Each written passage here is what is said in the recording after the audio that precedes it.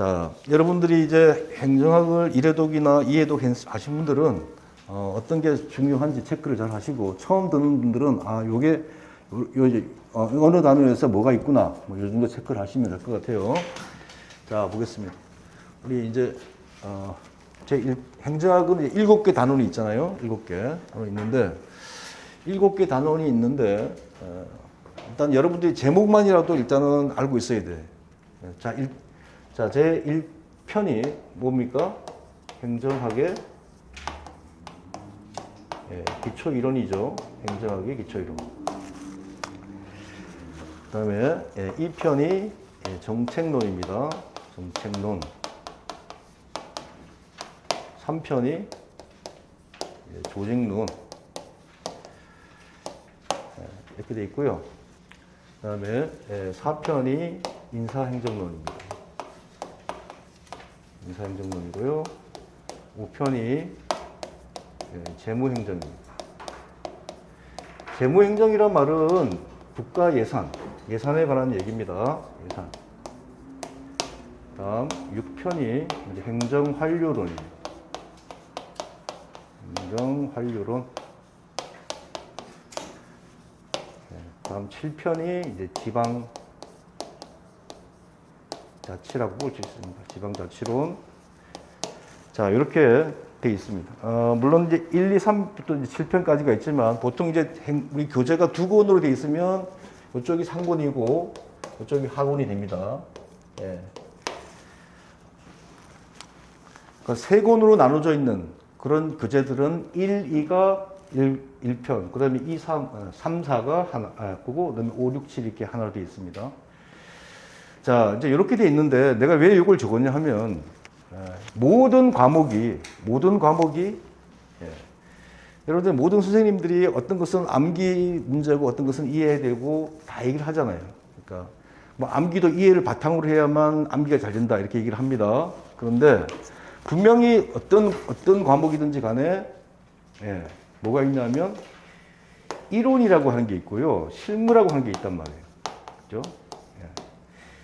자, 이론이라고 하는 것은 대학교 교수님들이, 주로 이제 행정학 박사님이나 이런 분들이 이제 정립한, 아니면 외국의 학자들이 정리한 것들이 이제 이론이죠. 그래서 실무라고 하는 것은 보통 보면 우리가 이제 법률과 명령이라서 법령이라고 그러죠. 이제 법령. 법이라는 것은 법률이고요. 영이라는 것은 대통령령이라든가, 보통 대통령령입니다. 시행령 이런 것들이 이제 있죠. 이 둘 중에서 어느 게 어려울 것 같아? 공부하기가? 그러니까 얘는 어떻게 해야 돼? 이해와 암기가 있으면 얘는 뭐야? 암기보다도 얘는 이해를 해야 될 문제고요. 여기는 법령이잖아. 법령은 그냥 읽어야 돼. 자, 어떤 장관이, 주체 누가 어떤 계획을 몇 년 안에 수립하는지, 뭐 이런 것들이 나오는 거거든. 그래서 이런 것들은 전부 다 우리가 암기를 해야 되는 문제들입니다. 반드시 그렇지는 않지만 대체적으로 그렇다는 거예요. 그래서 이쪽이 이론이 아무래도 실무보다는 조금 더 어렵지 않을까 이렇게 생각을 합니다. 그런데 우리 요 1, 2, 3편이 나와 있는 것이 바로 여기가 이론보다는 실무가 많은 단원입니다.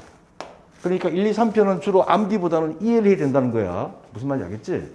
그런데 봐, 4편부터는 인사, 재무, 예산이잖아. 예산. 그 다음에 환류라고 하는 것은 행정 책임이라든가 행정 통제라든가 행정 개혁이라든가 이런 걸 배우는 거거든. 이런 것들은 주로 이제 실무란 말이에요. 물론 이론도 있습니다. 있지만. 그래서 우리 1, 2, 3편은 주로 실무보다는 이론이 많아서 주로 이해를 해야 될 단원들이고, 그 다음에 4, 5, 6, 7은 이론보다는 실무가 조금 많은 단원이다. 그러니까 암기사항이 많은 단원이다. 이렇게 알면 되겠지? 이렇게 하면 됩니다. 자, 큰 흐름은 이렇습니다. 큰 흐름은 이렇다. 그래서 여러분들 앞으로 공부할 때, 요걸 잘 알면서 공부해야 돼. 그러니까 1, 2, 3편이 공부하기가 좀 어렵다 이렇게 생각하면 되겠지. 왜냐하면 이론들이 많으니까. 4, 5, 6, 7은 그냥 쭉 읽어서 암기하는 것들이 많이 있다라고 하는 거죠. 예를 들면 우리 인사행정에 가면 뭐가 있어요? 공무원 연금. 2015년에 이제 개혁이 됐잖아요. 연금 개혁. 그 개혁 내용이 뭔지. 연금, 예, 우리 기여율이 얼마인지, 그리고 수급률이 얼마인지, 그런 게 있단 말이에요. 그래서 연금, 이런 거 전부 다 암기사항이잖아. 그지? 예, 그런 것들을 기억해 둔다. 이런 얘기지. 자, 그러면, 자, 이렇게 전반적인 얘기를 내가 얘기를 했잖아. 그러면 이제 하나하나씩, 예, 제가, 예, 지금 오늘, 1시까지 4시간인데, 4시간 동안에, 첫 시간은 얘 둘에 대한 얘기를 하고요. 두 번째 시간은 조직론하고 인사행정론, 세 번째 시간은 재무행정하고 마지막 하고요. 마지막 1시간은 기출문제 확인을 해보겠습니다. 알겠지? 자, 첫 시간은 요 두 번째 시간은 조직론과 인사, 세 번째 시간은 요 재무행정부터 해서 확인한 다음에 마지막 1시간은 기출문제를 확인해 보겠습니다. 그리고 오늘 제가 하면서 이건 꼭 해야 된다 하는 것들 한 50개 정도 얘기할 거야. 50개. 반드시 내가 그걸 알고 있는지 확인해 보고 모르고 있다면 정리해야 되고, 오늘 처음 듣는 사람들은 잘 메모해 갖고 중요하다는 거 알고 있으면 돼요. 자, 그러면 처음부터 한번 해보겠습니다. 기초이론. 여러분들 목차 받았죠? 목차를 보면 돼요.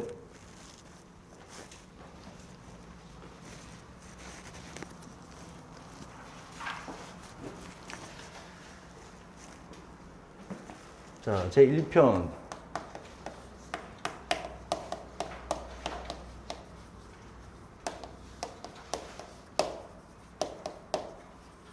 자, 행정학의 기초이론입니다. 자, 여기서는 이제 뭘 해야 되느냐. 이제 우리 단원에는, 첫 번째 단원이, 여기는 세 가지 단원이 있어요. 이제 1장, 2장, 3장 정도로 이렇게 나눠져 있어요. 우리 교재에는. 있지만, 제목들은 첫 번째는 뭐 행정의 본질, 두 번째는 행정학의 성립과 발달, 그다음에 뭐 세 번째는 뭐 행정 환경의 변화와 대응, 뭐 이런 말도 있는데, 핵심 키워드로 얘기하면 제 1장은 행정이 뭐냐라는 단원이에요. 행정. 아까 내가 했죠. 행정이 뭔지 모르는 사람이 많습니다. 그렇지만 이제 행정이 뭐냐라고 하는 개념에 대해서 공부합니다. 자, 두 번째는 우리가 배우는 행정학이라는 과목은 언제 생겼으며 어떻게 발달해 왔는지 행정 이론을 배우는 겁니다. 자, 그다음에 세 번째 단원은 이제 행정 환경에 대해서. 자, 행정을 둘러싸는 환경이 있단 말이야. 환경이 쭉 변하고 있죠. 그래서 환경이 변할 때 우리 행정은 어떻게 대응해야 되는지, 국가 간의 문제일 수도 있습니다. 국가 간. 자, 첫 번째 단원에서는 우리 행정이 뭐냐라고 하는 것인데, 행정의 개념은 우리 포스트 호프라는 교수가 얘기했듯이 행정이란 묘사할 수는 있어도 정의할 수 없다라는 말이 있어요. 그만큼 행정의 개념은 상당히 다의적이라는 개념이에요. 행정의 개념은 상당히 다의적이다. 의미가 여러 가지다 이 말이야. 그래서 우리가 여기서 공부해야 할 것은 뭐냐면, 행정이라는 개념이 너무 다의적이기 때문에 행정에 유사한 개념인 정치와 경영은 행정과는 어떤 관계가 있고 어떠한 관계를 맺고 있을까라는. 자, 행정의 개념은 자, 행정의 개념이 너무 다의적이기 때문에 우리 정치와 경영을 빌어서 행정의 개념을 우리 정의한다 이 말이죠. 그 행정의 개념이 정치와 비슷하다라고 하는 의미를 우리가 정치 행정 일원론이라고 그러지. 정치 행정 일원론. 자, 정치라고 하는 것은 주로 보면 우리 가치 판단을 중시하고요. 가치 판단을 기본으로 해서 우리 목표를 수립하고 어떤 정책을 결정하는 그러한 개념을 우리가 정치적 개념이라고 볼 수 있습니다. 근데 경영이라는 개념은 가치 판단보다는 사실작용입니다.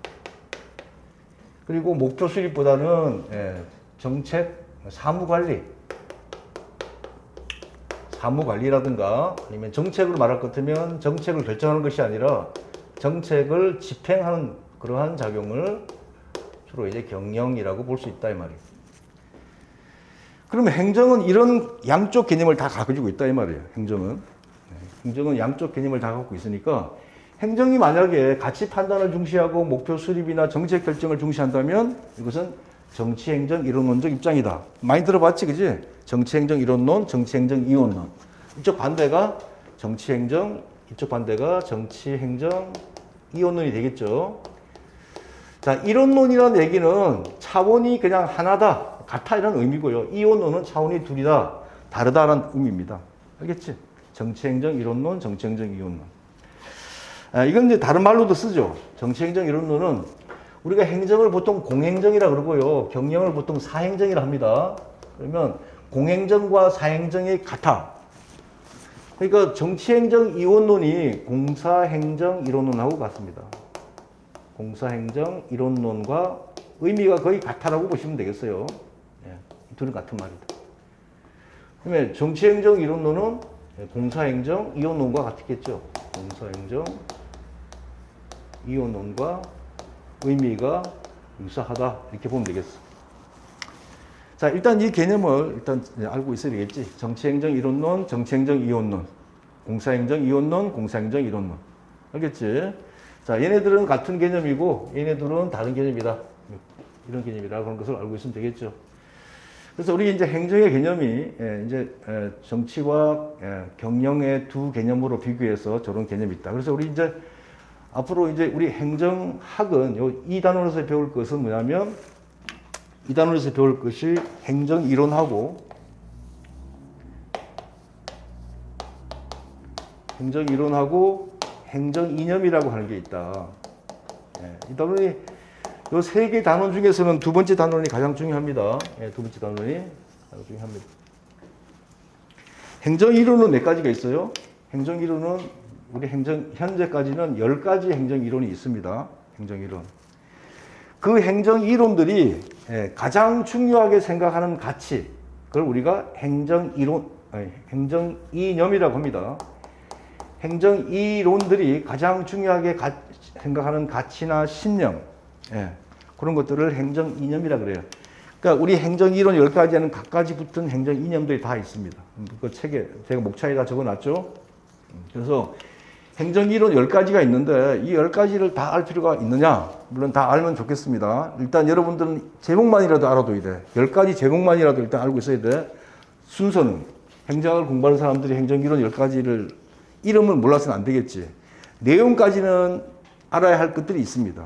그래서 행정이론 10가지를 쭉 나오는데 그 행정이론 10가지가 요 위에 적혀 있는 정치행정 이론론인지 정치행정 이론론적 입장인지를 알아둬야 된단 말이에요. 무슨 말인지 알겠죠? 자, 저 목차에 적혀 있듯이 한번 보겠습니다. 행정이론 10가지. 자, 첫 번째가 뭐야? 과학적 관리론입니다. 그지? 두 번째가 인간관계론. 시대를 알 필요가 알면 좋겠지만 과학적 관리론은 1880년도 말부터 시작이 됐습니다. 인간관계론은 1927년부터 32년까지 보통 인간관계론적 입장이고요. 그리고 1940년도에 행정행태론이 있고요. 자, 1950년대에 오게 되면 이제 세 가지 이론이 있는데요. 생태론, 체제론, 비교행정론, 세 가지 이론이 있습니다. 자, 여기가 1950년인데요. 1950년이라고 하는 것은 2차 대전이 끝난 후입니다. 그죠? 우리가 배우는 행정학은 주로 미국의 행정학적 이론을 많이 따르기 때문에, 자, 미국의 행정학이 행정의 어떤 그 본질이라면 우리 다른 50년대 이후에 생긴 신생국들의 행정학은 환경에 해당된다고 볼 수 있어요. 그래서 미국의 행정학에 신생국에 적용한 이론들이 바로 생태론, 체제론, 비교행정론이다 이렇게 보시면 됩니다. 그리고 1960년도에 발전행정론이 있고요. 1970년도에 신행정론이 있고요. 여기 1960, 1970. 자, 그 다음에 이제 1980년, 그 다음에 1990년이 있지. 자, 1980년 이후의 행정학을 얘기하기 전에 우리 행정 환경, 즉 국가 간의 변화를 또 좀 보겠습니다. 잠깐. 자, 여기는 내가 많이 강조하지만 18세기, 19세기, 20세기, 21세기로 나누면 됩니다. 그래서 이것은 자, 요런 곡선이 있는데, 자, 곡선이 위쪽으로 간 거하고 아래쪽으로 간 게 있죠. 큰 정부와 작은 정부의 시대라고 했죠. 18세기는 큰 정부 시대, 18세기와 20세기, 19세기와 21세기는 작은 정부의 시대라고 볼 수 있어요. 물론 이제 국가 간이 있죠. 18세기를 이제 절대 군주 국가의 시대라, 절대 국가, 군주 국가라고 합니다. 19세기를 이제 근대 국가, 입법 국가, 근대 입법 국가라고 그러고요. 20세기는 현대 국가, 행정 국가, 현대 행정 국가라고 합니다. 자, 그런데 이제 21세기가 있는데, 오늘날 세기죠. 오늘날 21세기인데, 여러분들 시대마다 중요한 사건들이 있습니다. 이걸 좀 알아둬야 되는데요. 여기 세 가지는 알고 있어야 되겠죠. 여기 세 가지. 그지? 자, 18세기에서 19세기로 넘어가는 그 사이, 19세기에서 20세기로 넘어가는 사이, 20세기에서 21세기로 넘어가는 사이의 큰 사건들. 딱 정확하지는 않지만 그냥 우리 행정학을 공부할 때 필요한 사건들입니다. 자, 첫 번째 18, 19세기는 시민혁명이라고 이제 알고 있으면 되겠어요. 자, 시민혁명은 우리 행정학에서는 중요하지는 않습니다. 이건 몰라도 되고요. 자, 19세기에서 20세기로 넘어가는 중요한 사건이 있죠. 이게 바로 우리가 시장 실패라고 합니다. 시장 실패. 정확히 말하면 1929년부터 있었던 세계 경제 대공황을 말합니다. 그리고 1970년도 말에 생겼던 우리 스태그플레이션, 그것을 우리가 정부 실패라고 합니다. 자, 여러분들 지금 우리 2022년 이때 2020년 코로나가 2020년부터 나왔잖아요, 그죠? 이 코로나 시대 이후부터 지금 2020년에 오게 되면 이제 물가가 계속 올라가고 있는 그런 현상, 인플레이션이라고 그러잖아요. 그게 이제 2022년에 와 있다라고 하는데, 마찬가지입니다. 이 정부 실패, 이 때를 우리가 스태그플레이션이라고 보통 얘기를 하거든요. 스태그플레이션. 인플레이션과 경기 침체가 같이 온 그런 시대입니다. 우리가 이제 시기적으로 이제 용어로는, 우리 행정학 용어로는 정부 실패라고 얘기를 한다. 이렇게 알고 있으면 되겠죠. 자, 그런데 여기 21세기는 우리 역학적으로 보게 되면 2001년부터지만 우리 행정학에서는 여러분들 이렇게 알고 있으면 되겠어요. 여기가 큰 정부 시대야. 여기 20세기. 여기 20세기 큰 정부 시대고 21세기 시대가 여기부터 시작된다. 이렇게 알면 되겠죠. 이렇게 보면 됩니다. 자, 자, 지금 약간 이제 화면에서 벗어나고 있는 것 같은데요.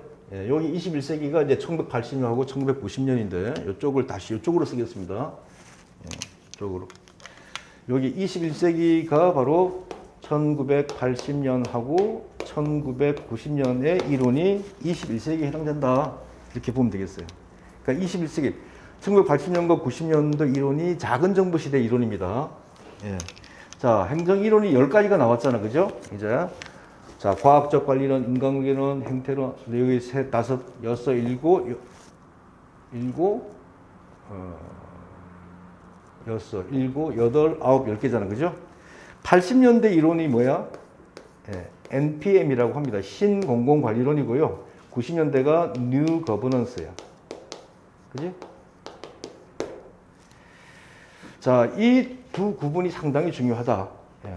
이 행정이론 10가지 중에서 저 두 개 구분하는 것은 상당히 중요하다라고 하는 걸 알고 있으면 되겠어요. 자, 80년도에 NPM, 신공공관리론이라고 합니다. 얘는 우리 한마디로 얘기하면 시장주의를 의미합니다. 시장주의. 시장주의를 의미하고 90년대 뉴 거버넌스는 공동체주의를 의미합니다. 공동체주의.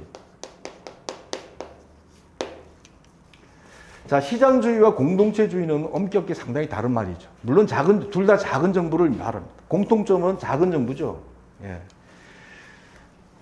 우리 영어로 표현하면 스티어링이라고 보통 얘기합니다. 이게 우리 보통 보면 행정의 그 큰 정부 시대를 로잉이라고 한다면, 예. 자, 로잉이란 말은 우리말로 번역하면 뭐겠어요? 노적기라고 합니다. 이게 큰 정부 시대야. 20세기 큰 정부 시대를 행정을 로잉, 즉 노적기 행정이라고 얘기한다면 21세기 스티어링은 방향잡기입니다. 방향잡기. 그러니까 우리 20세기에 즉 1980년도의 신공공관리론과 90년대 뉴 거버넌스는 작은 정부, 즉 방향잡기 이론에 해당된다. 근데 80년도를 시장주의, 90년대를 공동체주의라고 한다 하는 것을 꼭 기억해 둬야 되겠어요. 자, 우리 행정이론 10가지가 있는데 다 할 필요는 없지만 반드시 알아둬야 할 것은 여러분들은 이 80년대와 90년대를 구분하는 문제입니다. 꼭 기억해 둬야 되겠어요. 자, 이제 제가 우리 제 1편에 나와 있는 세 단원의 얘기를 어느 정도 했는데요. 조금 더 얘기를 하자면 제일 처음에 1단원에서 우리 이제 행정의 개념에 대해서, 행정의 본질에 대해서 공부할 때는 오늘날 21세기가 큰 정부라 그랬어요? 작은 정부라 그랬어요? 큰 정부입니까? 작은 정부라 그랬어요? 오늘 21세기가 작은 정부라 그랬죠? 작은 정부란 얘기는 행정이 이렇게 정치적인 역할을 하는 것이 아니라 행정이 경영, 즉 80년대가 뭐라 그랬어요? 신공공관리, 얘 이름 뭐야? 신공공관리라고 그랬잖아. 신공공관리론. 자, 행정을 뭘로 보고 있어요? 관리를 보고 있죠. 여기 맨 처음에 과학적 관리도 관리를 보고 있죠. 여기 관리를 보고 있다는 얘기는 뭐야? 행정을 뭘로 본다는 거야?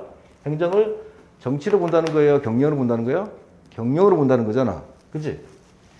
그래서 여러분들이 정치와 행정과의 관계도 있고 행정과 경영과의 관계도 있는데 어디에 또 초점 맞춰야 되냐? 이쪽에. 행정과 경영과의 관계에 초점을 둬야 된다. 그래서 여러분들 행정과 경영의 공통점과 차이점, 행정과 경영의 차이점과 유사점을 기억해 둬야 돼. 그렇지? 행정과 경영의 차이점과 유사점을 중요하지는 않습니다만은 시험에 곧잘 납니다. 나니까 행정과 경영의 관계, 즉 행정과 경영의 유사점과 차이점을 기억해 둬야 됩니다. 자, 그리고 행정과 경영이 주로 이제 우리가 행정을 제1섹타적 개념이라 한다면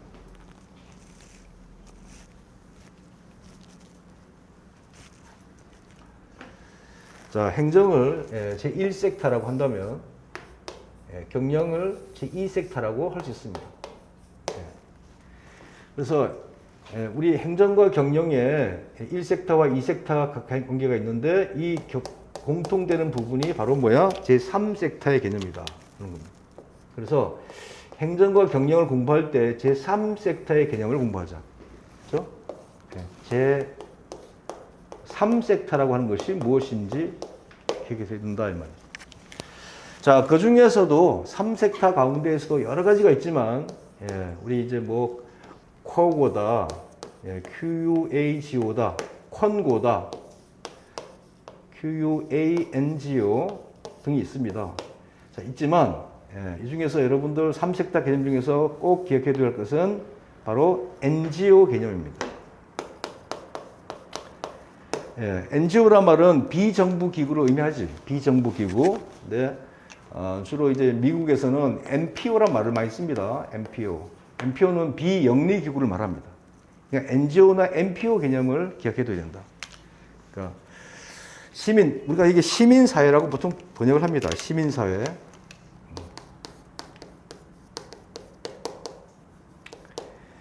자, 그래서 여러분들은 이 NGO나 NPO 개념을 공부할 때 정부와 시민사회와의 관계가 어떤 관계로 가야 되는지 그런 것도 중요합니다. 그래서 이 NGO나 NPO에 대해서 시민사회에 대해서 기억을 해둬야 된다. 알아두면 되겠습니다. 자, 여기서 이제 제가 몇 가지 중요한 것들 꼭 다시 한번 해보겠습니다. 여러분들 제1단원에서는 뭘 해야 되느냐? 행정과 경영의 차이점과 유사점을 꼭 기억하라. 두 번째는 제3섹타 개념 중에서도 시민사회의 관계, 시민사회. 뭐 준정부 기관이라고 하는 뭐 코어도 있습니다만은 이런 것들도 좀 기억해 두면 좋겠다 하는 겁니다. 1단원에서는 2개 정도.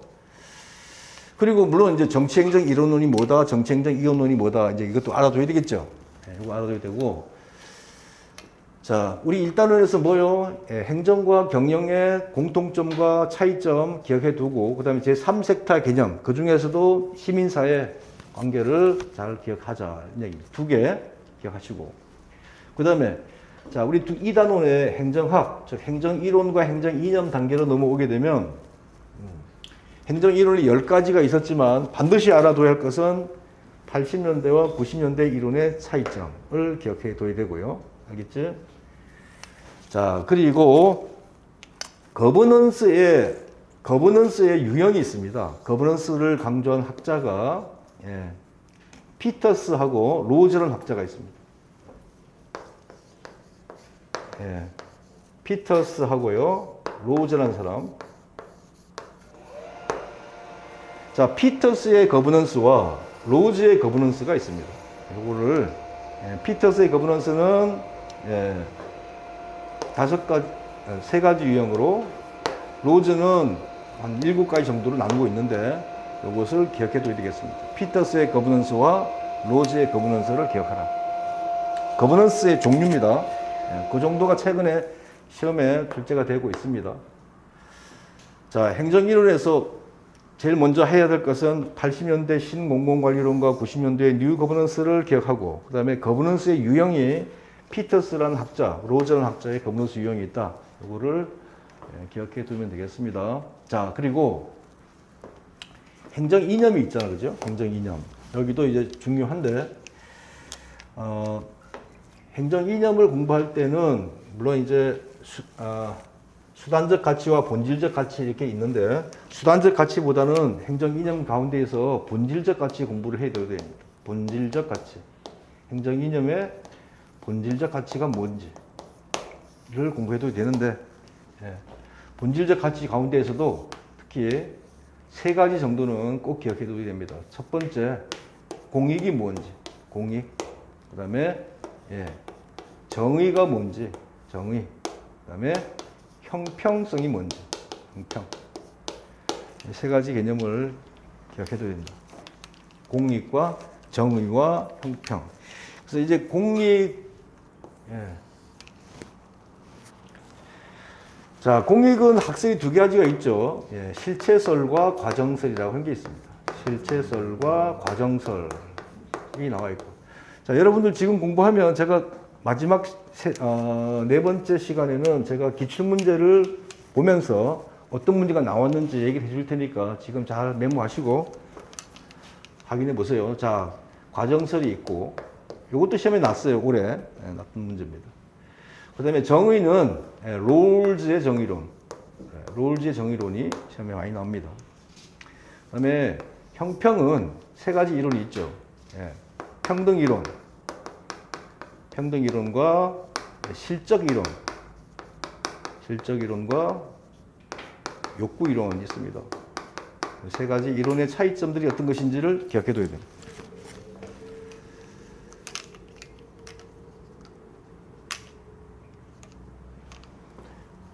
자, 지금, 자, 다시 한번 하겠습니다. 자, 이 단원에서 중요한 거, 첫 번째가, 행정과 경영의 차이점과 유사점. 첫 번째. 두 번째는 제3섹터 개념. 두 번째. 그다음 세 번째는 행정이론에서, 우리 80년대와 90년대 이 2 이론을 구분하는 거. 세 번째. 그 다음에 거버넌스의 종류, 피터스의 거버넌스와 로즈의 거버넌스를 알아봐. 네 번째.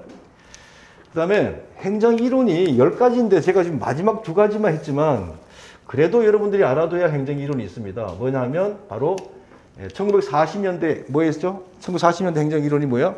행정행태론과 1970년대 신행정론 2가지는 좀 알아둬야 돼요. 1940년도의 행정행태론과 70년대 신행정론, 이걸 좀 기억해 둬라. 자, 그리고 행정 이념으로 넘어오면, 공익, 정의, 형평, 요 3가지 개념을 알아두면 되겠습니다. 벌써 여기 하면 벌써 한 7, 8개 되잖아. 그죠? 자, 그리고 마지막으로 이제 우리 마지막으로 국가 관해에서는 뭘 공부하느냐? 예, 시장 실패와 정부 실패. 그렇죠? 시장 실패와 정부 실패를 알아둬야 되는데 다시 한번 적어 봅시다.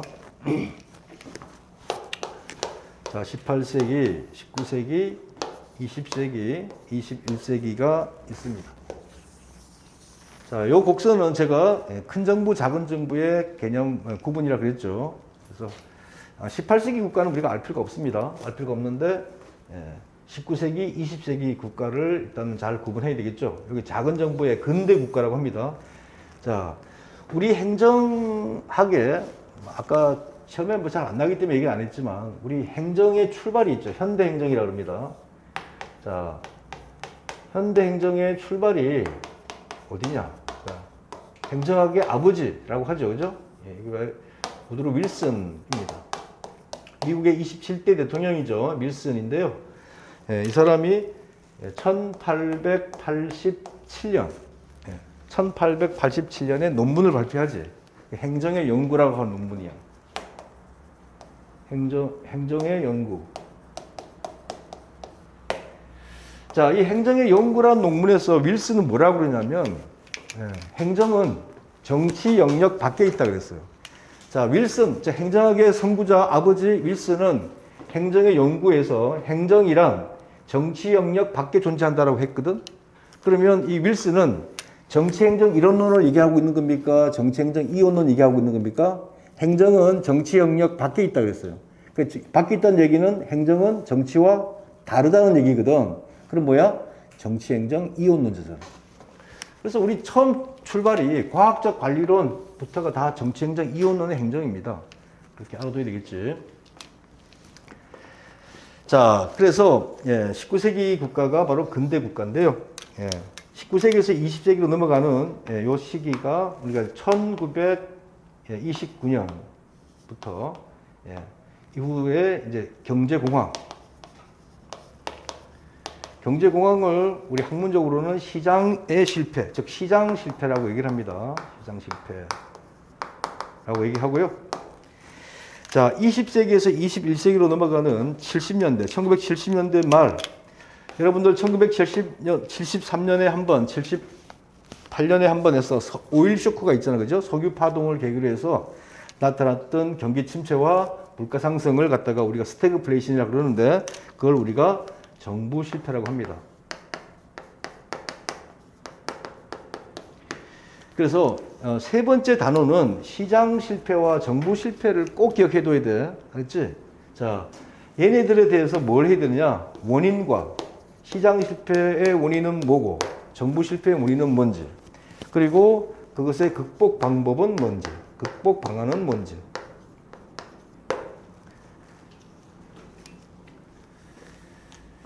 자, 먼저, 시장 실패의, 원인을 다 공부할 수 없습니다. 우리 뭐 공공재의 존재라든가, 뭐 불안정 경쟁이라든가, 정보의 비대칭이라든가, 그 다음에 외부 효과 뭐 이런 게 있잖아요. 그죠? 이게 이제 원인인데, 자, 시장 실패와 정부 실패의 원인에 대해서는 공부를 하십시오. 그리고 이제 극복 방법은, 자, 시장이 실패했어요. 시장이 실패했으니까 그 대책은 뭐겠어요? 우리 경제 주체가 시장과 정부가 있어요. 그럼 시장 주도로 경제 정책이 실패했어. 그러면 어떻게 해야 돼? 정부가 시장을 담당해야 되는 거야. 그래서 시장 실패했으니까 큰 정부, 다음 이제 큰 정부가 나왔잖아. 그치? 큰 정부란 얘기는 정부 주도로 경제 정책을 폈다는 겁니다. 그래서 시장 실패의 극복 방법은 뭐야? 정부의 개입입니다. 정부의 시장 개입이에요. 이걸 정부 개입이라고 그러지. 자, 정부 개입은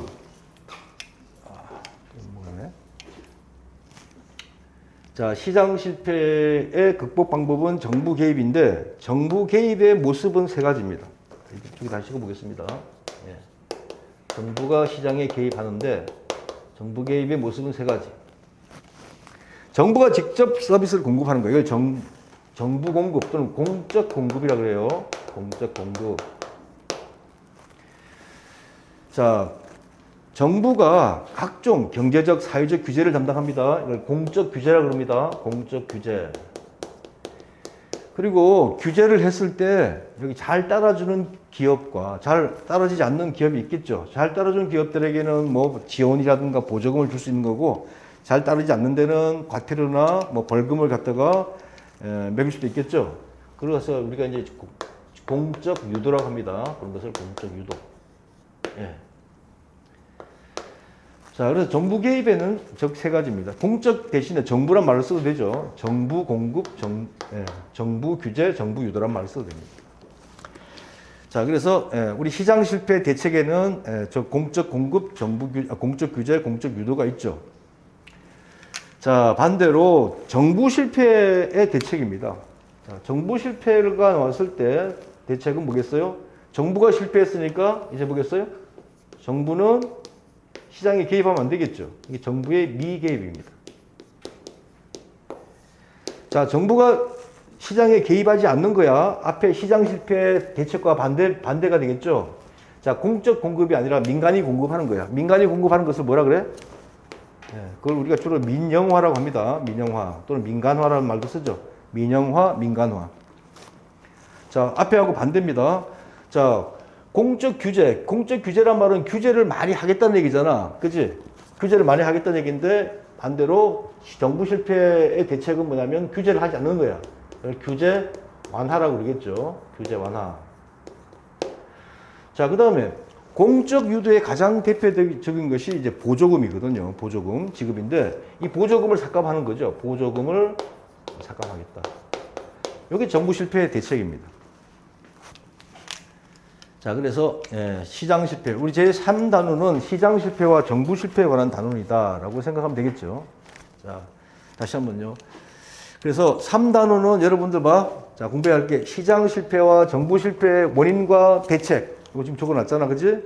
이거 알고 있어야 되겠고, 여기서 개별적으로 꼭 알아둬야 할 것은 여기 공적 규제, 즉 정부 규제를 말합니다. 책에는 이제 정부란 말이 많이 나와 있죠. 정부. 이 정부 규제가 중요합니다. 여러분들 정부 규제를 꼭 기억해둬야 됩니다. 규제, 정부 규제. 정부 규제는 이제 규제의 유형들이 이제 중요한데요. 경제적 규제, 사회적 규제, 뭐 보호적 규제, 경쟁적 규제 등의 규제의 종류가 있죠. 규제. 자, 그다음에 이제 정부 실패에 대한 대책에 대해서는 뭐냐면 민영화가 중요합니다. 민영화. 우리 민영화의 종류, 그다음 민영화의 장점과 민영화의 단점 이런 것들을 기억해줘야 되겠죠. 자, 그러면 다시 한번 정리해 봅시다. 여러분들 지금 메모를 했을 테니까 다시 한번 여러분 한 10가지 정도를 기억해야 되겠는데, 자, 1단원에서 행정이 뭐냐라고 한 단원에서는 뭘 기억해줘야 된다고요? 행정과 정치와의 관계도 있지만, 정치행정 이론론과 정치행정 이론론이 무슨 말인지 알고 있어야 되고, 그다음에 특히 행정과 경영과의 관계를 초점을 둬야 된다. 행정과 경영과의 관계에서 행정과 경영의 차이점과 공통점이 무엇인지를 기억해둬야 되겠다. 그 다음에 오늘날 행정과 경영이 만나서 낳은 자식이 있는데 그게 제3섹타라고 한다는 말이에요. 제3섹타. 3섹타 개념에서 특히 NGO 개념을 기억해 두자. 그러니까 NGO의 어떤 그런 효용성, 그 다음에 NGO의 문제점, 그 다음에 NGO가 활성화되려면 어떻게 돼야 되는지, 그 다음에 NGO와 정부와의 관계는 어떻게 되는지, 이런 것들을 기억해둬야 된다. 여기서도 한 세네 개 정도 해야 되겠죠? 자, 그리고 우리 두 번째, 우리 행정학이 어떻게 성립되고 발달해 왔는지는 행정 이론과 행정 이념의 관계입니다. 행정 이론이 10가지가 있는데 그 중에서도 반드시 1980년도에 신공공관리론과 90년도에 뉴 거버넌스의 관계를 꼭 기억해야 된다. 알아둬야 되고요. 그 다음에 거버넌스의 유형이 피터스의 거버넌스와 로즈라는 학자의 거버넌스의 유형이 있는데 그것도 좀 기억하자. 자, 그리고 행정 이념에는 수단적 가치와 본질적 가치라고 하는 것이 있는데 본질적 가치에서 공익과 정의와 형평의 개념을 기억해야 된다. 그렇죠? 그리고 마지막에 이제 우리 행정 환경. 대해서는 시장 실패와 정부 실패에 관한 얘기다라고 하는 걸 알아두시고요. 시장 실패의 원인과 정부 실패의 원인 알아두고 그에 대한 대책들이 뭔지 알아둬야 되는데 시장 실패의 대책 중에서 가장 중요한 것은 뭐라고? 정부 규제다. 그다음에 정부 실패에서 대체 가장 중요한 것은 민영화다. 이 말이에요. 여기 적힌 것들을 기억하면 되겠습니다. 알겠죠? 자, 여기 한 10가지 정도가 이제 나왔을 것 같은데, 그걸 꼭 기억하시고, 근데 좀 기출문제에 뭐가 나오는지 조금 이따 확인해 보겠습니다. 자, 다음으로 이제 정책론으로 넘어가겠습니다. 2편 정책론.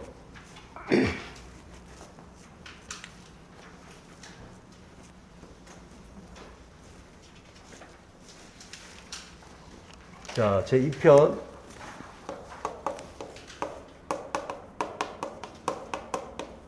정책론입니다. 자, 정책론은 크게 첫 번째는 정책의 기초이론과 두 번째가 정책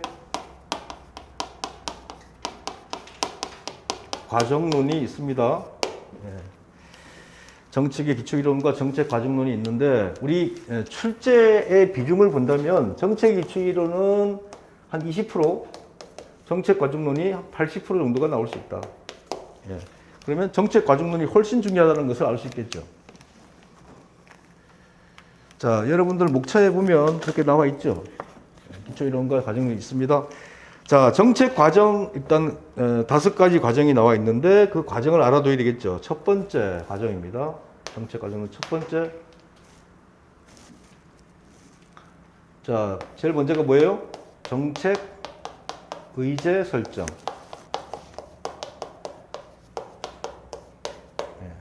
제일 먼저 정책 의제 설정. 두 번째가 뭘까요? 정책 결정 과정입니다. 자, 제가 정책 과정을 먼저 하는 것은 여기가 훨씬 중요하기 때문에 합니다. 세 번째는 정책 집행. 자, 정책 과정은 기억하기가 어렵지 않죠. 정책 집행, 의제 설정, 정책 결정, 정책 집행, 마지막 네 번째는 정책 평가입니다. 정책 평가. 자, 다섯 번째가 정책 변동입니다. 정책 변동이 이제 올해 시험에도 났죠. 올해 시험에 나긴 했지만 상대적으로 중요하진 않습니다. 상대적으로 중요한 것은 여기 네 개가 중요합니다. 여기 의제 설정, 정책 결정, 정책 집행, 정책 평가가 중요해. 정책 변동은 정책 변동의 유형만 알고 있으면 돼. 정책 변동의 유형 네 가지야. 자, 정책이 변했다, 정책이 변한다, 변동한다. 자, 정책이 만약에 문제가 있다 그러면, 정책의 효율성이 하나도 없다 그러면 정책을 없애버리면 되겠죠. 그게 바로 정책의 폐지입니다. 정책 폐지. 또는 정책 종결이라는 말도 쓰죠. 정책 종결.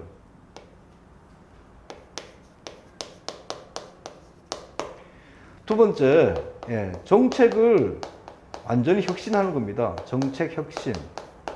그 다음에 현 단계에서 정책을 그대로 이어받는 거죠. 정책 유지라 그러죠. 정책 유지. 그 다음에 정책 승계가 있습니다. 자, 시험에는 정책 유지와 승계의 차이점이 무엇인가, 어떤 게 다른 것인가 라고 하는 것이 많이 나는데요. 올해 시험에는 뭐가 났어요? 정책 혁신이 났었어요. 혁신. 그러니까 정책 혁신은 기존의 정책 수단이나 모든 것을 버리고 새로운 수단을 갖는 것을 말하죠. 이게 새로운 수단에 새로운 목표를 추구하는 것을 정책 혁신이라 합니다.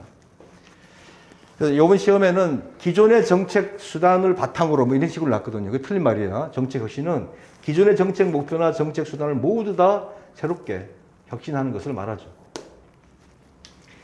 상대적으로 중요하지가 않습니다. 그렇지만 뭐 시험에 종류는 낮습니다. 그러니까 여기 난다는 얘기는 시험에 상당히 난이도가 좀 쉽다라고 하는 것이죠.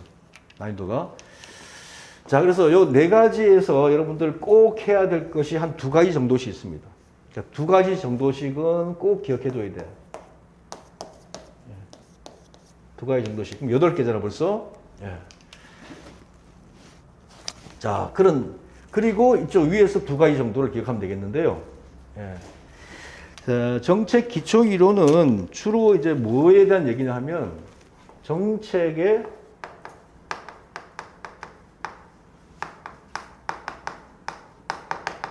정책 구성 요소에 관한 얘기야. 정책이 뭘로 구성되어 있느냐 이렇게 되어 있는 거예요.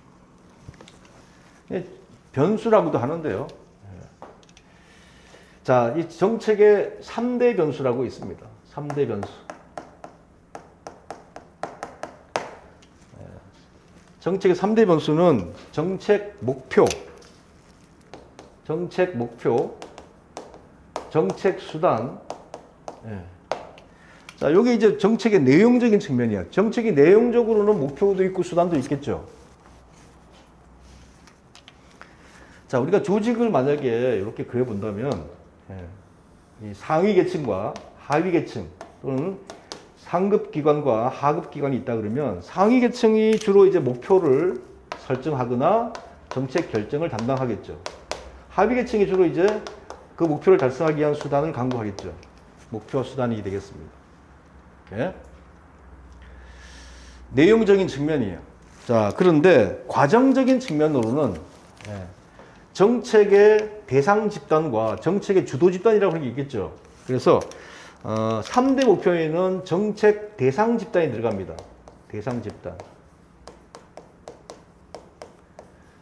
여기 이제 3대 변수, 정책의 3대 변수라고 합니다. 정책 목표, 정책 수단, 정책 대상 집단 이렇게 얘기합니다.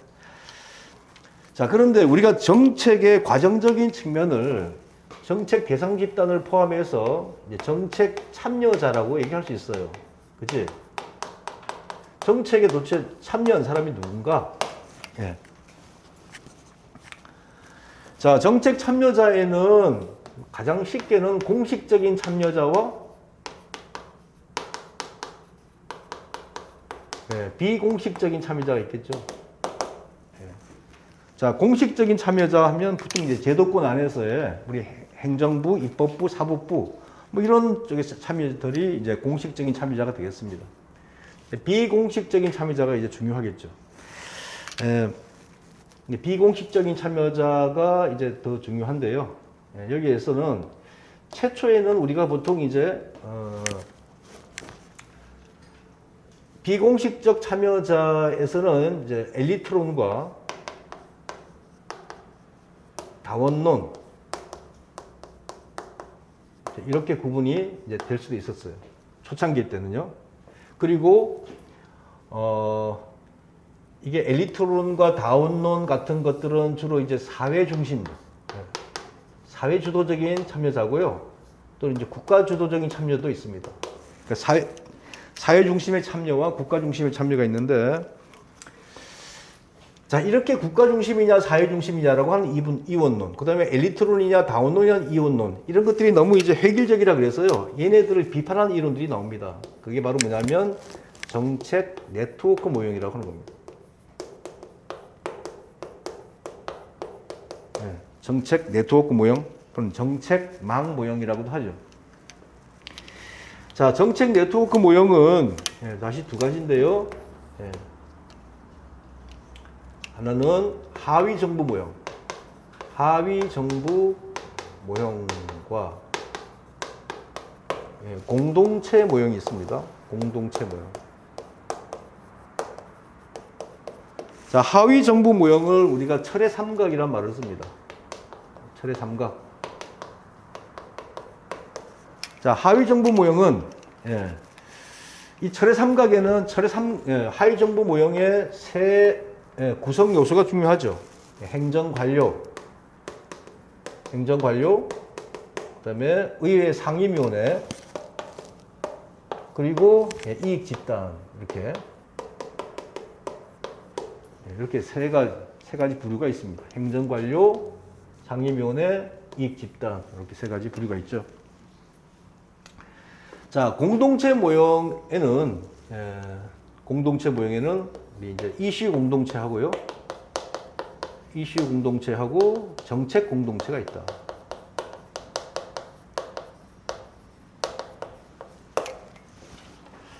자, 참여자 모형은 조금 이제 어렵기도 합니다. 엘리트론과 다원론도 있고요. 국가 중심이냐 사회 중심이냐 하는 논쟁도 있고요. 그리고 이런 것들을 비판한 이제 정책 네트워크 모형의 하위 정부 모형, 그 다음에 이슈 공동체와 정책 공동체가 있습니다. 여러분들이 반드시 알아둬야 할 것은 이슈 공동체와 정책 공동체의 비교입니다. 얘들을 어떻게 구분하고 있느냐, 얘들의 관계를 꼭 기억해둬야 됩니다.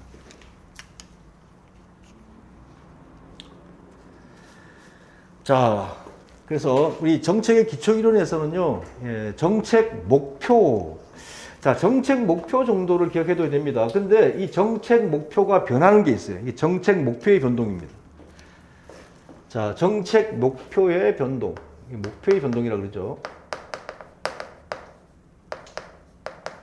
자, 여러분들 여기서 기억해야 할 게 봐. 정책 목표의 변동이 있죠. 그런데 우리 정책 과정에 보면 제일 끝에 뭐였어요? 정책의 변동이 있죠. 이 정책의 변동하고 정책 목표의 변동은 다른 말입니다. 여러분들 교재에서도 분명히 다르게 나와 있으니까. 정책 목표의 변동은 한 5가지 정도는 기억해둬야 되겠죠. 정책의 변동은 지금 4가지. 정책 종결, 정책 혁신, 정책 유지, 정책 승계 정도 알아두면 됩니다. 그런데 정책 목표의 변동에는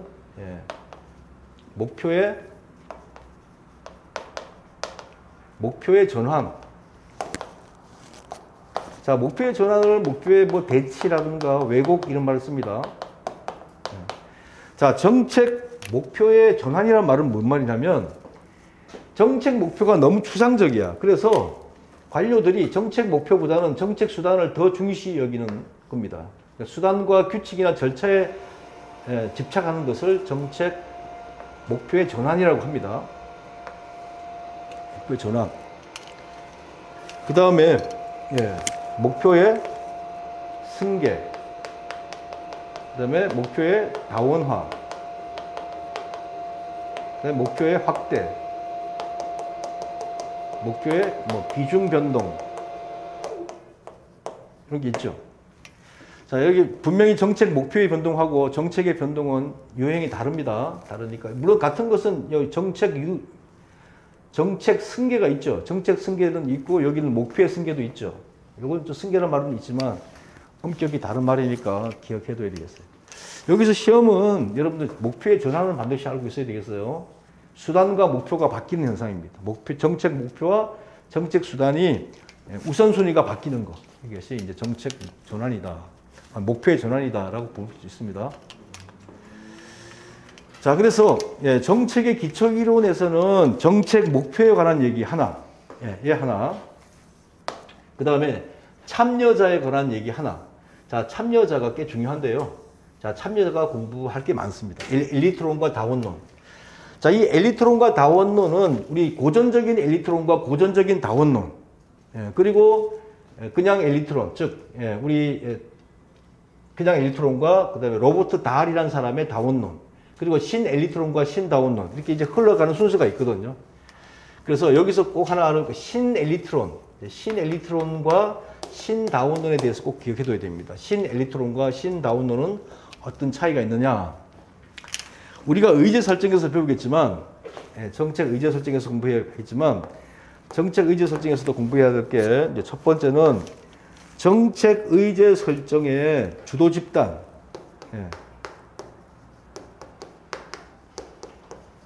주도 집단에서요, 콥과 로스라는 사람입니다. 콥과 로스라는 사람의 주도 집단 모형이 있습니다. 외부 주도형, 동원형, 내부 접근형. 주도 집단 모형이 중요하고요. 그 다음에 무의사결정이라고 하는 게 중요합니다. 무의사결정.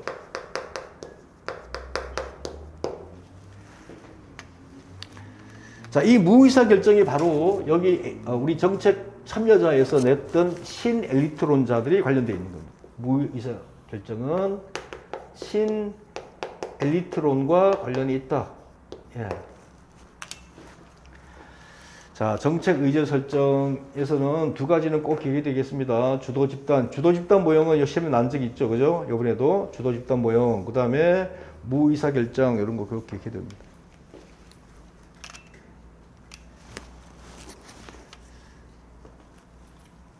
자, 우리 콥과 로스의 주도 집단 모형은 외부 주도형, 동원형, 내부 접근형 뭐 이렇게 세 가지가 있고요. 이제 무의사 결정은 신 엘렉트론과 관련이 있는데 우리 정책 지도자나 정치 지도자냐 최고 관리층의 어떤 가치관이나 신념에 어떤 배치가 되는 그러한 어떤 그런 이념이나 사상은 의도적으로 최고 관리자들이 방해하는 정책 결정이 채택되는 것을 방해하는 것을 무의사결정이라 그래요. 그래서 무의사결정이 상당히 중요하다. 그래서 얘네들은 반드시 알고 있어야 되는 겁니다. 자, 다시 한번요. 우리 정책론에서는 기초이론에서는 정책 목표의 변동이 어떤 것이 있는지 기억하고 참여자 논의는 다양하게 시험이 납니다. 엘리트론과 다원 논의 시험 나올 수도 있고 국가 주도냐 사회 주도냐가 나올 수도 있고요. 정책 네트워크 모형에서 하위 정부 모형이 나올 수도 있고요. 가장 중요한 것은 이슈 공동체와 정책 공동체의 구분이다. 얘가 이제 중요합니다.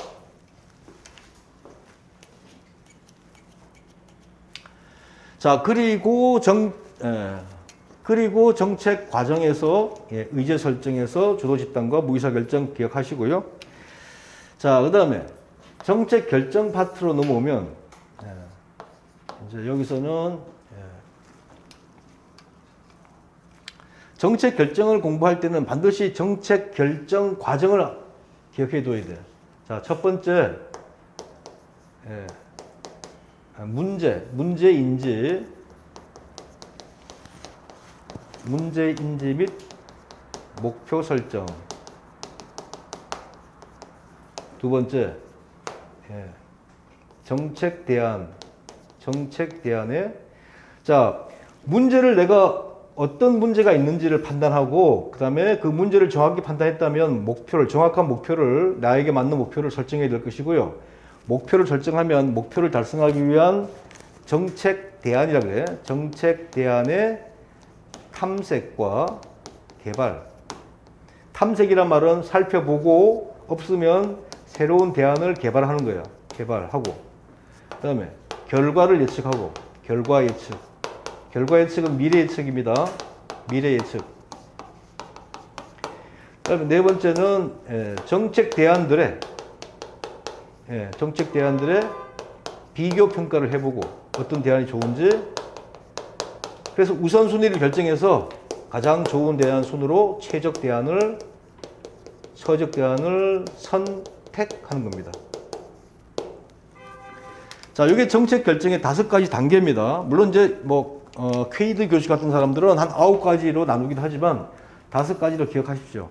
첫 번째, 문제 인지 및 목표 설정, 정책 대안의 개발과 탐색, 그 다음에 결과를 예측해보고 정책 대안의 비교 평가를 해보고 마지막으로 가장 좋은 대안을 선택하는 거야. 이 5번째에 최적 대안을 선택한다. 이게 바로 뭐냐 하면 바로 우리가 공부할 정책 결정이에요. 이게 바로 정책 결정에서는요, 정책 결정의 모형들을 공부하면 됩니다. 정책 결정의 모형 되고요. 1번부터 4번까지가 바로 뭐냐 하면 크게는 정책 분석이라 보면 돼요. 넓게 정책 분석. 그래서 우리 정책 결정 파트는 정책 분석과 정책 결정으로 나눠져 있다. 이렇게 보면 돼요. 사실은 이 5가지 과정 중에서 가장 공부할 양이 많은 단원이 바로 두 번째입니다. 정책 결정 단원이죠. 특히 이 정책 분석 단원은 꽤 할 게 많고 난이도도 있고 생소한 게 너무 많습니다. 특히 이제 정책 분석의 3차원이라 그래서요. 3가지 차원이 있는데 거기에는 이제 크게 이제 관리 과학의 차원과 체제 분석의 차원과 정책 분석의 차원이 있습니다. 이것을 다 알아야 되느냐? 다 알 필요는 없고요. 여기서 이제 체제 분석에서요, BC 분석이 무엇인지를 알아두면 됩니다. BC 분석. 알겠죠? 여기서 BC 분석은 꼭 알고 있어야 되겠습니다. BC 분석. 그 다음에 우리 미래 예측, 결과 예측이라 그러는데요. 이 미래 예측의 방법이 한 3가지 정도가 있습니다. 예측 방법에 보면 첫 번째가 이제 이론적인 예측. 이론적으로 예측하는 거야. 여러분들 결과를 예측한다는 것은 쉬운 일이 아니죠. 그지? 예. 그런데 결과 예측은 사실은 가능하기도 하죠. 우리가 예를 들어서 우주선을 갖다가 발사한다. 그러면 우주선이 달에 착륙하거나 화성에 착륙할 수 있는 것을 예측할 수 있잖아요. 그죠? 과학적인. 그런 과학적인 예측이 바로 이론적인 예측입니다. 그리고 연장적 예측이 있습니다. 연장적인 예측. 아까 봤지만 주기표 같은 거죠. 이렇게 이런 것들. 이런 연장적인 예측이야. 그 다음에 내가 나름대로 주관적이거나 직관적인 예측이 있습니다. 주관적인 예측. 이론적인 이론적인 예측을 우리가 예견이라고 해요. 예견. 이라고 하죠. 연장적인 예측을 투사라고 하고요. 투사. 그리고 주관적인 예측을 추측이라고 합니다. 미래 예측 방법이 이렇게 세 가지가 있는데 우리 여중에서도 주관적인 예측, 추측 방법에 델파이라고 하는 게 있습니다. 델파이. 이 델파이라고 하는 것을 꼭 기억해야 됩니다. 자, 델파이의 일반적인 특징과 델파이는 종류가 두 가지야. 전통적 델파이와 정책 델파이라고 하는 게 있는데 그 정책 델파이를 꼭 기억해 둬야 돼요. 전통적 델파이와 정책 델파이의 차이점. 알겠죠? 델파이는 전통적 델파이하고요. 그다음에 정책 델파이가 있는데 이 둘의 차이점을 꼭 기억하라. 전통적 델파이와 정책 델파이의 차이점 기억하면 되겠습니다. 자, 그 다음에 여러분들 여기 보면 정책 결정의 과정의 첫 번째가 문제 인지 및 목표 설정이라 그랬잖아요. 그지? 여러분들이 목표를 정할 때는 문제를 정확하게 알아야 돼. 그러니까 쉽게 해서 나의 문제가 뭔지 정확히 진단을 해야만 목표가 정확히 서잖아. 그지? 그런데 문제를 잘못 인지해서 잘못된 목표를 세우는 오류를 3종 오류라 그래. 이렇게 우리 정책 문제 오류가 있습니다. 거기에 보면 1종 오류, 2종 오류, 3종 오류가 있는데 정책 문제를 잘못 판단해서 잘못 인지해서 잘못된 목표를 세우는 심각한 오류를 3종 오류라고 한다. 그럼 이제 1종 오류가 뭐고 2종 오류가 뭐냐? 이제 그것도 나와 있죠. 1종 오류는 틀린 대안을 선택하는 오류예요. 2종 오류는 옳은 대안을 기각하는 오류다. 이제 뭐 일정 오류를 갖다가 뭐 옳은 기무가설을 기각하는 오류 이런 말도 쓰는데 어려운 말이죠. 어쨌든 간에 1종, 2종, 3종 오류를 일단은 시험에 난 적도 있으니까 구분을 좀 해야 되겠습니다. 자, 그래서 우리 정책 결정 파트에서는 우리 정책 분석에서 BC 분석과 정책 델파이, 그 다음에 뭐 브레인스토밍 이런 게 나와 있어요. 이런 거 좀 기억하고요. 자, 그 다음에 정책 결정 모형이 있습니다. 정책 결정 모형이에요. 우리 여기 보면 이제 개인적 차원의 모형과 집단적 차원의 모형이 있죠. 자, 개인적 차원의 모형에는 5가지가 있습니다. 합리 모형, 그죠?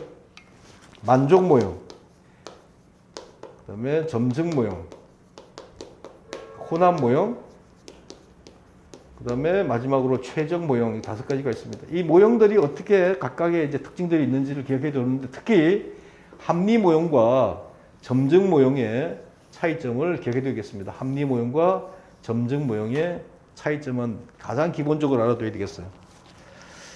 자, 그리고 최근에는 집단 차원의 모형이 많이 나오죠. 특히 앨리스 모형이 시험에 많이 나온다 그랬는데 앨리스 모형이라고 하는 것은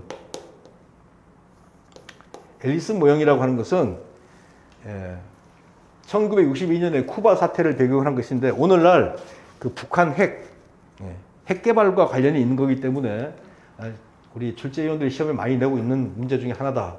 앨리스 모형 1, 2, 3가 있다. 이렇게 기억해야 되겠습니다. 앨리스 모형 1은 합리 모형에 가까운 합리적 행위자 모형, 2는 조직 모형에 가까운 조직 과정 모형, 3는 점증 모형에 가까운 관료 정치 모형이라고 합니다.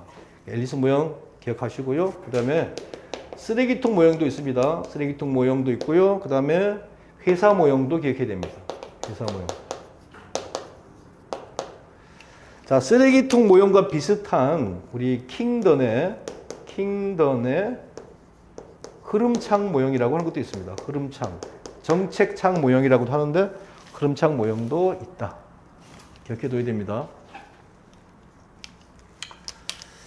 자, 여기까지가 정책 결정 파트입니다. 이 정책 결정 파트가 공부할 게 제일 많다. 예, 기억하시고요. 정책 결정은 특히 이제 정책 분석하고 정책 결정을 나누는데 정책 분석에서는 뭐 이렇게 다 두고라도 델파이하고 BC 분석이 뭔지는 기억하십시오. 델파이와 BC 분석.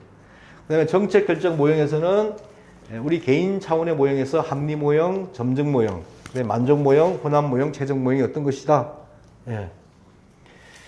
그다음에 집단 차원의 모형에서는 앨리스 모형과 쓰레기통 모형, 회사 모형, 그다음에 킹던의 흐름창 모형 같은 것이 있다. 이거를 기억해 두시고 꼭 정리해 드려야 되겠습니다. 자, 이제 두 가지가 남았는데요. 이거 좀 지우겠습니다.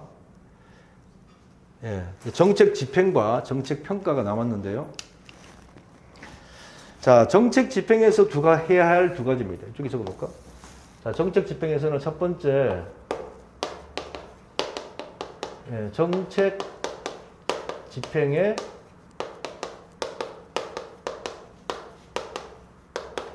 정책 집행의 접근 방법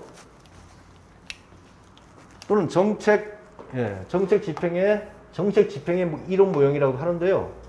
자, 정책 집행이 아까 했지만 상위 계층과 하위 계층이 있다 그러면 이렇게 상위 계층에서 하위 계층으로 이렇게 명령하고 지시하는 이런 1번 차원의 모형과 하위 계층에서 상위 계층으로 올라가는 2번 차원의 모형이 있으면 1번이 바로 뭐냐면 하향적 집행이고 2번이 상향적 집행입니다. 그러니까 정책 집행의 접근 방법에는 하향적 집행과 상향적 집행이 있다. 어렵지 않죠? 예. 우리 하향적 집행이 바로 전통적 집행이고 상향적 집행이 현대적 집행입니다. 하향적 집행이 좀 권위적이고 직권적인 그런 집행을 말하죠. 상향적 집행이 바로 민주적이고 참여적인 집행을 말하겠습니다. 이 둘의 차이점을 기억해둬야 되겠고요. 자, 그 다음에 두 번째는 정책 나카무라와 사람 이름을 좀 기억하십시오. 나카무라와 스몰 우드의 정책 집행자 모형 5가지를 기억해야 됩니다. 나카무라와 스몰 우드의 정책 집행자 모형 5가지. 자, 나카무라와 스몰 정책 집행자 모형 5가지. 첫 번째, 고전적 기술자형. 두 번째, 지시적 위임가형. 세 번째, 협상자형. 네 번째, 재량적 실험가형. 다섯 번째, 관료적 기업가형. 5가지 모형을 꼭 기억해둬야 되겠어요. 자, 그 5가지가 어떻게 차이가 있는지를 꼭 기억해둬야 돼. 수업 시간에 다 했던 거니까 지금은 뭐 시간이 없습니다. 지금은 그렇게 제목만 얘기하겠습니다. 자, 이제 마지막으로 정책평가입니다. 정책평가는, 정책평가도 할 게 많습니다. 많은데, 여러분들이 꼭 기억해야 돼야 할 것은 첫 번째가 정책평가에서, 자, 정책평가에서는요, 첫 번째, 정책평가의 유형을, 정책평가의 유형. 보통 이제 과정 중심의 모형과 아니면 과정, 시기별 유형과 그다음에 목적별 유형이 따로 있는데요. 그게 보통 이제 정책평가 유형에서 보통 나오는데 과정평가나 총괄평가 또는 형성평가나 총괄평가라고 얘기합니다. 그러니까 정책평가 유형에서 그런 것도 있지만 그다음에 평가성 사정이라든가 그다음에 메타평가라든가 이런 평가적 유형들이 있거든요. 유형들을 좀 기억하고요. 두 번째는 정책평가의 방법, 정책평가의 방법이 있습니다. 여기에는 이제 실험과 비실험, 실험과 비실험이라는 방법이 있고 실험에는 다시 준실험과 진실험 나눠져 있죠. 그러니까 어떻게 다른지 하는 걸 기억해둬야 됩니다. 자, 무엇보다도 중요한 것은 세 번째입니다. 자, 타당도입니다. 타당도와 신뢰도, 이건 타당도의 종류 네 가지를 기억하고요. 그 다음에 네 번째는 타당도 저해 요인을 기억해야 됩니다. 타당도 저해 요인. 자, 타당도의 종류가 네 가지가 있죠. 타당도 종류가 네 가지가 내적 타당도, 외적 타당도, 그다음 구성 타당도, 통계 결론 타당도가 있지. 네 개의 타당도가 있는데, 예, 그 타당도 네 개를 구분해서 개념을 알아둬야 되겠고요. 그다음에 내적 타당도와 외적 타당도의 저해 요인이 있습니다. 예, 내적 타당도 저해 요인 11가지. 그다음에 외적 타당도 저해 요인 5가지가 있잖아요. 그래서 이 저해 요인 구분하는 게 시험 잘 나옵니다. 나오는데 외적 타당도 저해 요인 5가지밖에 없으니까 이 5가지를 먼저 기억하면 되겠지. 둘을 구분하는 문제. 호돈 효과라든가 크리밍 효과, 그다음에 다수 처리에 의한 간섭이라든가 표본의 대표성 부족 이런 등이 있습니다. 타당도 저해 요인 기억하면 되겠습니다. 자, 여기까지가 정책론입니다. 자, 꽤 많았죠. 자, 여러분 다시 한번 해보겠습니다. 정책론은 정책의 기초이론과 정책 과정론이 있는데 정책 과정론이 80% 정도로 많습니다. 정책 과정 5가지는 정책 의제 설정, 결정, 정책 집행, 정책 평가, 정책 변동이죠. 정책 변동이 유형만 알고 있으면 됩니다. 정책 의제 설정에서는 정책 주도 집단과 무의사 결정이라고 하는 걸 꼭 기억해둬야 되겠습니다. 정책 결정에는 정책 분석과 정책 결정이 있는데 정책 분석에서는 우리 주관적 예측 방법 중에 델파이, 그 다음에 브레인스토밍 이런 것들요. 델파이는 전통 델파이와 정책 델파이의 비교를 알아둬야 되겠고요. 정책 결정 파트로 넘어오면 정책 결정의 모형이 개인 중심의 모형과 개인 차원의 모형과 집단 차원의 모형이 있는데 개인 차원의 모형 5가지, 합리 모형, 만족 모형, 점증 모형, 혼합 모형, 최적 모형. 집단 차원에서는 앨리스 모형, 쓰레기통 모형, 회사 모형, 킹던의 흐름창 모형 이런 것들을 기억해둬야 되겠습니다. 자, 정책 집행에는 정책 집행자 모형 또는 정책 집행의 접근 방법, 하향적 집행과 상향적 집행의 차이점. 그리고 나카무라와 스몰우드의 정책 집행자 모형 5가지. 관료적 기업가형, 지시적 유인가형, 협상자형, 재량적 실험가형, 관료적 기업가형 5가지를 꼭 기억해둬야 됩니다. 5가지가 시험에 잘 나지만 특히 뒤에 있는 제일 마지막에 있는 관료적 기업가형과 그다음 그 위에 있는 재량적 실험가형이 시험에 많이 나오죠. 나오니까 기억해둬야 되겠습니다. 자, 마지막으로 정책 평가에는 평가의 유형, 평가의 방법 있지만 타당도 종류 4가지. 내적 타당도, 외적 타당도, 통계 결론 타당도, 구성 타당도. 그다음에 타당도 저해 요인의 내적 타당도 저해 요인 11가지, 외적 타당도 저해 요인 5가지가 있는데 구분해서 꼭 알아둬야 되겠다. 특히 내적 타당도 저해 요인에 역사적 요소라든가 회귀 인공 요소라든가 이런 것들 개별적으로 시험에 나는 거니까 기억해둬야 되겠습니다. 자, 이렇게 되면 우리 정책론에서도 정책 기초이론에서는 정책 목표의 변동, 그다음에 정책의 과정의 참여자, 참여자에서 특히 엘리트론과 다운론의 구분, 특히 신엘리트론은 무의사결정론과 관련이 있다. 신엘리트론자들입니다. 바흐라우와 바라츠 알아두시고요.